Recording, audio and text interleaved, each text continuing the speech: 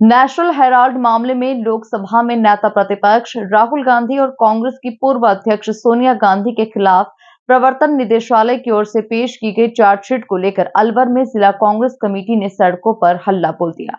अलवर में जिला कांग्रेस कमेटी की ओर से मोती डूंगरी स्थित आयकर विभाग कार्यालय के सामने धरना दिया गया और विरोध प्रदर्शन करते हुए केंद्र की मोदी सरकार और भाजपा सरकार पर जमकर हमले बोले। वहीं नेता प्रतिपक्ष टीकाराम जूली ने कहा कि मोदी सरकार जांच एजेंसी का दुरुपयोग कर रही है।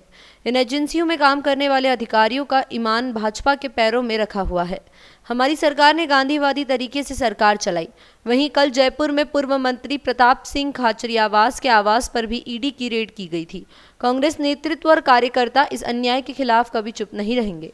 हमने पहले भी भारत की आत्मा के लिए लड़ाई लड़ी है और हम फिर से लड़ेंगे। अलवर से संवाददाता जितेंद्र सेतिया की खास रिपोर्ट। ईडी ने केवल चार्जशीट पेश की है, उसके बाद पूरे देश में हंगामा। क्या कहना चाहते हैं आप? देखिए, ईडी का जिस प्रकार से केंद्र सरकार दुरुपयोग कर रही है वो किसी से छुपा हुआ नहीं है।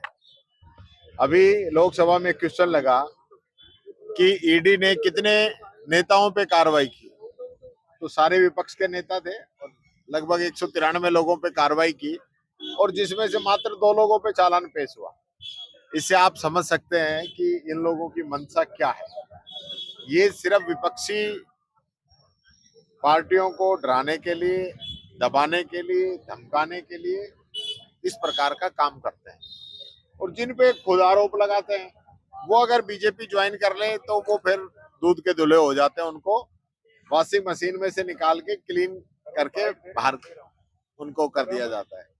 मेरे कहने का मतलब ये है, जो अखबार आजादी की लड़ाई के लिए काम में लिया गया उस अखबार की देनदारियां थी, उन अखबार की देनदारियां देने के लिए उसमें कर्मचारियों की तनख्वाह भी थी, बिजली का भी था, पानी का भी था, इस प्रकार की जो थी उसको देने के लिए कंपनी बनाई जो कि नॉन प्रॉफिट कंपनी है।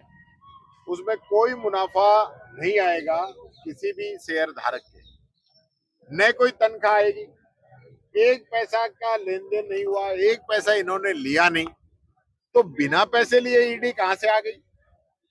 तो आप, क्योंकि राहुल गांधी जी इस सरकार के खिलाफ बोलते हैं, जनता के मुद्दे लगातार उठाते हैं, उससे सरकार घबराई हुई है। हम ये कहना चाहेंगे राहुल गांधी जी, सोनिया गांधी, देखिए एक ये वो परिवार है जहां पंडित जवाहरलाल नेहरू जी ने अपनी सारी संपत्ति इस देश के नाम कर दी, सालों साल जेलों के अंदर रहे। इंदिरा गांधी जी देश के लिए शहीद हो गई प्रधानमंत्री पद पे रहते हुए।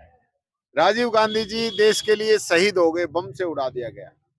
सोनिया गांधी जी ने प्रधानमंत्री पद तक ठुकरा दिया, लोग तो पंछी को नहीं छोड़ते। तो आप किस प्रकार से आप उस पे इस प्रकार के आरोप लगा सकते हो? क्योंकि जो लोग जिनका कभी कोई इतिहास नहीं रहा, जिनका इतिहास माफी मांगने का रहा है, जिनका देश की लड़ाई के अंदर कोई योगदान नहीं रहा, वो आज लोग देशभक्ति की बात करते हैं, वो लोग आज सर्टिफिकेट बांटते हैं। और जिन लोगों ने इस देश के लिए कुर्बानी दी, देश के लिए लड़ाई लड़ी, उन लोगों पे ये जिस प्रकार से आरोप लगा रहे हैं, मैं ये कहना चाहूंगा सोनिया गांधी जी, राहुल गांधी जी अकेले नहीं है, पूरा देश उनके साथ है।